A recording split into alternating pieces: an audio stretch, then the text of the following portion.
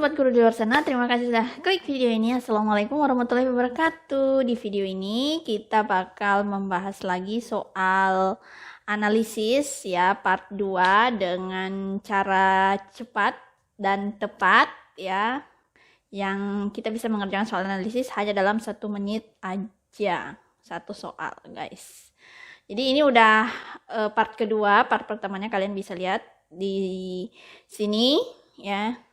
Jadi part pertamanya itu kita membahas tentang soal-soal ujian pengetahuan untuk bahasa Indonesia untuk jurusan PGSD. Sekarang kita membahas lagi masih di jurusan PGSD, yaitu soal IPS dan PPKN ya untuk UP-nya. Jadi nanti aku jadiin satu semua soal yang bersifat analisis, nanti soal yang IPA sama matematika juga aku jadiin satu, karena nanti aku akan kasih trik yang lain gitu.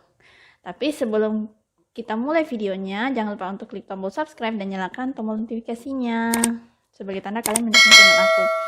Oh ya teman-teman, kenapa aku lebih mengutamakan soal analisis daripada soal yang bersifat pengetahuan, terutama yang kayak hitung-hitungan itu kan pengetahuan banget ya.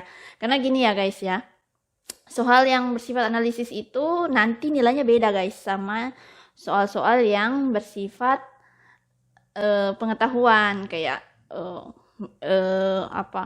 misalnya kayak soal matematika ya, rata-rata min atau modus itu biasanya nilainya hanya 1 guys, padahal itu kan kalau orang yang nggak pintar matematika bakal susah ya, tapi ternyata nilainya hanya 1. Jadi nanti ada tingkatan nilai yaitu 1, 2, 3, jadi nggak akan sama setiap soal itu guys. Dan soal analisis ini dia cenderung lebih tinggi nilainya daripada soal-soal yang bersifat pengetahuan, termasuk matematika ya guys, kecuali matematikanya ada penalarannya.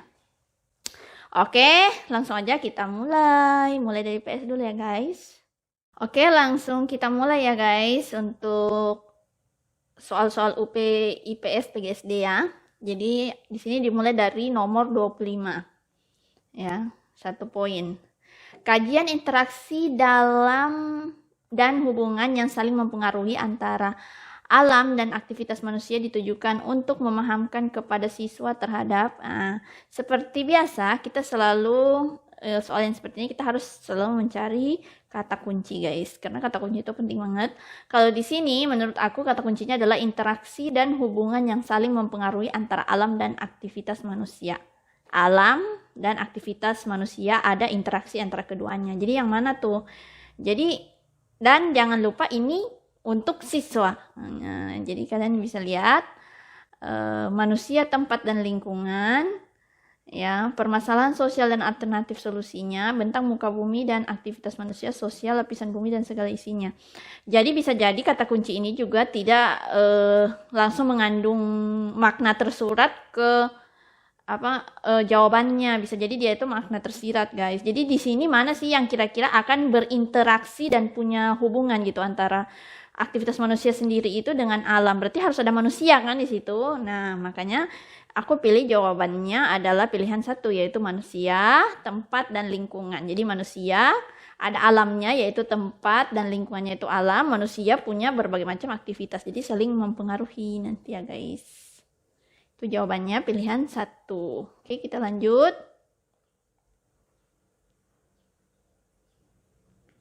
Nomor 26, tindakan mentertawakan seseorang dikarenakan berbeda logat dan dialek. Jadi nanti kata kuncinya berbeda logat dan dialek ya guys. Merupakan praktek diskriminasi dalam hal perbedaan. Nah, di sini kalian udah bisa tahu sih ya kan. Kan cuma dialek atau logat ya, bukan bahasa ya. Jadi hanya beda dialeknya aja. Nah, itu lebih cenderung ke budaya sih guys ya. Jadi itu adalah pilihan 1. Di nomor 26. Selanjutnya pertanyaan ke-27. Apabila terdapat 2 peristiwa sejarah yang memiliki kesamaan, itu bukan berarti sejarah berulang. Dalam ilmu sejarah, pernyataan tersebut merupakan penjelasan dari konsep. Kalau di sini jawabannya adalah Ain Malik. Kalian tahu Ain Malik itu apa? Ain Malik itu adalah peristiwa sejarah yang tidak akan terulang untuk kedua kalinya. Contoh, meskipun tadi dia jelaskan ya, meskipun di antara peristiwa ini ada kesamaan, misalkan di zaman dulu tuh ada wabah campak, sekarang ada wabah COVID, sama-sama wabah kan, itu ada kesamaan. Tapi itu juga terdapat perbedaan. Ya, pertama perbedaan waktu dan ruang dan sebab. Nah, makanya itu sejarah itu tidak bisa berulang. Bisa saja ada kesamaan tetapi tidak berulang gitu ya guys. Nah, namanya peristiwa seperti itu namanya peristiwa Ain Malik. Diingat ya guys. Untuk yang lainnya kalian bisa baca di modul kayak kausalitas. Kausalitas itu aku jelaskan sepintas ya guys. Itu hubungan sebab dan akibat itu ada di sejarah. Spasial itu adalah ruang. Jadi di mana kejadian peristiwa tersebut. Kemudian temporal itu waktunya. Kemudian posisinya di mana letaknya. Dan Ain Malik tadi. Oke, kita langsung lanjut ke nomor 28.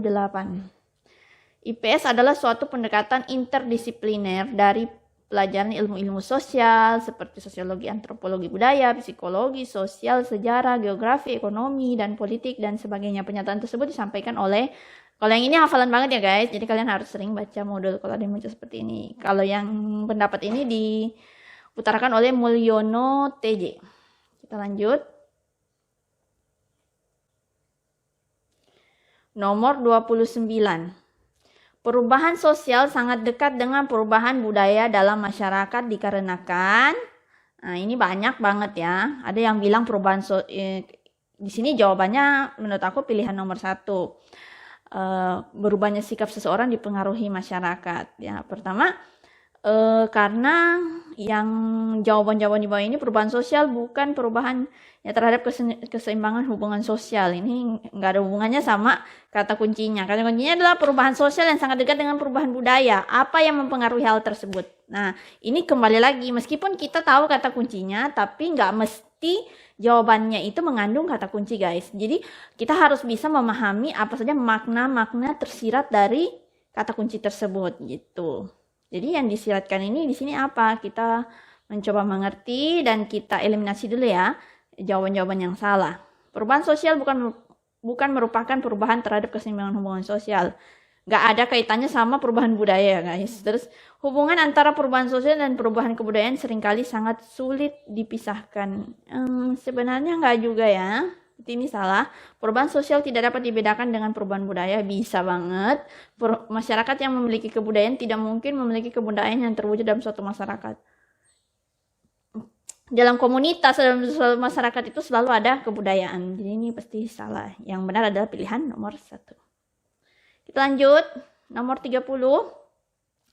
Masyarakat Indonesia dalam era globalisasi dibanjiri dengan informasi dan produksi luar negeri. Meskipun demikian, banyak contoh yang menunjukkan rasa bangga kita sebagai bangsa Indonesia antara lain dengan yang ini salah ya guys, membeli produk luar negeri ini enggak banget ya. Ya, kalau di sini menurut aku jawabannya adalah pilihan nomor 3, mengentaskan rakyat dan desa tertinggal. Karena kita harus menunjukkan rasa bangga kita sebagai bangsa Indonesia. Tapi nggak semua orang bisa jadi duta kebudayaan luar negeri gitu loh. Jadi kalau kita mesti merasa bangga, harusnya kita bisa mengentaskan rakyat dan masyarakat tertinggal. Jadi yang ini salah ya guys, membeli produk luar negeri. Aku X ini, kemudian aku pilihannya benar, mengentaskan rakyat dan desa tertinggal. Oke, kita lanjut. Nomor 31. Tujuan pengembangan dimensi keterampilan dalam pendidikan IPS secara umum difokuskan ke dalam kelompok. Nah, yang ini sekarang ini kan guys, kita dalam pembelajaran itu selalu pembelajaran abad 21 ya, selalu digagaskan untuk menggunakan pembelajaran atau model pembelajaran yang bersifat problem solving atau pemecahan masalah. Ini harus kalian ingat. Ini keterampilan itu selalu berhubungan dengan problem solving dan pengambilan keputusan dari murid-murid. Dan termasuk juga critical thinking yang di 4C itu loh guys. Silakan dibuka lagi modulnya ya. Untuk tahu 4C aku nggak usah jelasin di sini, panjang banget. Jadi aku pilih yang kelima.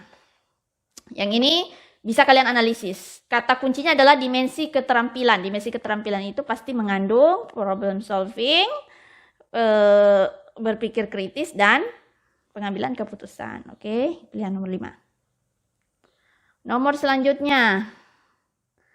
32. Nah, kalau yang ini kalian bisa baca dan sebenarnya ini guys, dia ini hafalan banget. Jadi kalian bisa apa ya? Kalian itu bisa jadi lihat ke modul aja ya.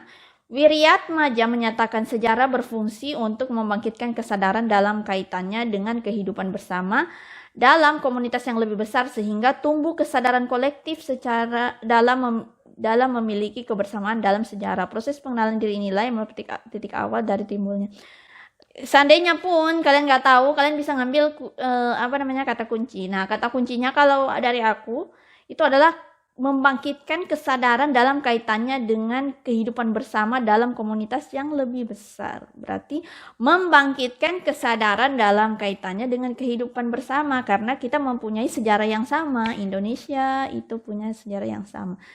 Nah, tinggal kita lihat yang mana ada kata-kata membangkitkan kesadaran. Nah, kita lihat. Nah, pilihannya jatuh ke nomor jatuh ke pilihan 1. Sikap moral dan kesadaran peserta didik, rasa harga diri, kebersamaan dan keterikatan, rasa keterpautan, dan rasa memiliki sense of belonging, kemudian rasa bangga terhadap bangsa dan tanah air sendiri. Nah, ada kesadaran, jangan lupa ya guys, kesadaran. Ini kata kuncinya, kesadaran dalam kehidupan bersama. Oke, tapi ini sebenarnya ada di modul, silahkan dibaca modulnya ya guys. Selanjutnya nomor 33.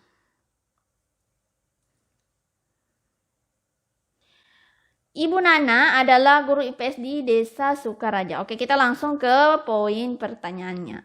Dari pernyataan tersebut, kegiatan yang dapat mengembangkan keterampilan anak. Nah, tadi keterampilan KD 4 ya guys. Ini banyak banget tentang keterampilan karena sekarang tuh pembelajaran tuh lebih cenderung ke keterampilan sih. Yang mana ini yang termaksud? 1. Membelanjakan uang yang dibelikan guru, kemudian semua barang yang dibeli ditulis beserta harganya. 2. Menggambarkan salah satu objek di pasar pilihannya. 3. Mengidentifikasi barang-barang kebutuhan pokok yang dijual di pasar. 4. Menyusun laporan tentang hasil pengamatannya dengan bahasa sederhana. Nah, yang seperti ini guys, kalian harus tahu taksonomi Bloom. Jadi taksonomi Bloom itu kata-kata operasional ya guys, yang ada di KD 3 dan 4, bahkan yang ada di KI 1 dan 2 juga ada di situ. Jadi kata-kata operasional ini kalau yang untuk pengetahuan, karena ini keterampilan, berarti keterampilan itu yang berhubungan dengan KD 4. Nah, KD 4 itu menyusun laporan. Oke, itu adalah keterampilan guys. 4 betul. Mengidentifikasi nggak bisa, karena mengidentifikasi itu adalah kata-kata operasional untuk KD 3 atau pengetahuan. Kemudian menggambar salah satu objek di pasar boleh, karena itu termasuk keterampilan. Membelanjakan uang dibelikan guru. Nah, ini kan praktek juga. Nah, semua yang bersifat praktek ya, itu rata-rata bisa menjadi keterampilan. Bergantung kepada kata-kata operasional lagi gitu. Makanya kalian harus rajin-rajin baca kata-kata operasional taksonomi Bloom. Jawabannya 1, 2, dan 4. 3 tidak masuk. Oke, itu pilihan nomor 3. 1, 2, 4. Yang benar. Kita lanjut. Pertanyaan selanjutnya, nomor 34. Kemajuan teknologi membawa banyak perubahan dalam tatanan sosial masyarakat. Bergesernya fungsi utama dari alat komunikasi, gadget, yaitu mendekatkan yang jauh, justru sekarang fakta menunjukkan sebaliknya. Cara yang dapat dilakukan untuk mengembalikan fungsi utama gadget. Nah, poinnya sebenarnya hanya kalimat terakhir dari paragraf ini ya guys. Cara yang dapat dilakukan untuk mengembalikan fungsi utama gadget. Ya. Menyalakan semua notifikasi pada gadget. Jelas enggak. Mengawasi penggunaan pada gadget. Enggak. Mengecek jam pada gadget. Ini fungsinya yang asli ya guys. Menggunakan aplikasinya. Untuk mengembalikan caranya adalah membatasi waktu penggunaan gadget dan menerapkan waktu khusus untuk keluarga. Pilihan nomor 3. Oke, sekian untuk IPS-nya, kita menuju ke PPKN.